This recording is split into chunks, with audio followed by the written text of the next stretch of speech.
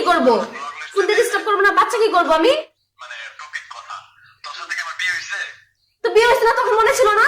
Date করার আগে দর্শক, একটা ভিডিও দেখে আমার খুবই খারাপ লাগলো যে একটা মেয়ে একটা ছেলের সাথে অবৈধ সম্পর্ক করেছে। অবৈধ সম্পর্ক করে তার 3 মাসের অন্তঃসত্ত্বা। এখন তিনি ফেসবুক লাইভে এসে যার সাথে অবৈধ সম্পর্ক করেছে তার কাছে ফোন দিয়েছে যে আমি তো এরকম প্রেগনেন্ট, আমাকে বিয়ে করতে হবে, আমার বাড়ি থেকে চাপ দিচ্ছে। ছেলেটি তার কথার পরিপ্রেক্ষিতে অনেক কথা বলেছে, আমরা কম বেশি হয়তো অনেকে জানি। খুবই আফসোস লাগছে এটাই যে আমার দেশের মানুষ আজকে দেখুন কতটা নিম্ন পর্যায়ে নেমেছে।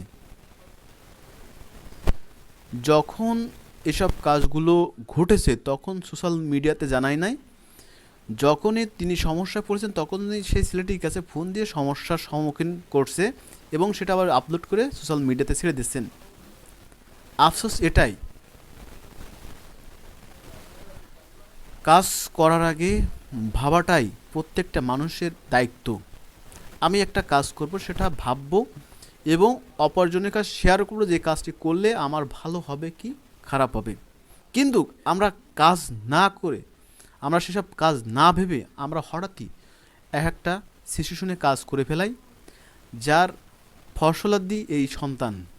সোশ্যাল মিডিয়াতে আপনারা হয়তো অনেকেই দেখছেন। করতেছো কেন এখন? সব এতদিন রিলেশন, এখন এসে তুমি এরকম করতেছো? তো এখন আমি বাচ্চা কি করব? শুনতে ডিস্টার্ব করব না, বাচ্চা কি করব আমি? সামান্য সত্য করে ব্লগ লিস্টে দিয়ে দে। দর্শক, আপনারা সামান্য কিছু ভিডিও অংশ দেখলেন, আর আপনারা তো অনেকে ফটো দেখছেন। তো এই মেয়েটি এখন ভিউ পাওয়ার জন্য করেছে কিনা, সোশ্যাল মিডিয়াতে এখন দেখবেন অনেকেই অনেক কিছু করে সোশ্যাল মিডিয়া ছেড়ে দিয়েছে শুধুমাত্র ভাইরাল হওয়ার জন্য। তো এই মেয়েটির কাছ থেকে আমরা কিছুটা হলেও শিক্ষা নিতে পারি। যারা এখনও এসব অশৃঙ্খল কাজে লিপ্ত আছেন তারা অবশ্যই এই মেয়েটির কাছে অন্তত সে যদি ভাইরাল হওয়ার জন্য করে থাকে তাহলে তার কাছ থেকে আমরা কিছু শিক্ষণীয় শিখতে পারি। যেমন ধরুন এমনটা আপনার বেলায় হলো, এখন করবেন কি, করণীয় কি?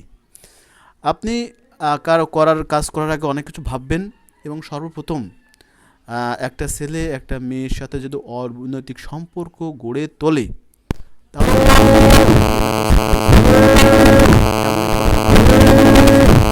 সকলকে অসংখ্য ধন্যবাদ জানিয়ে শেষ করবো। আসসালামু আলাইকুম।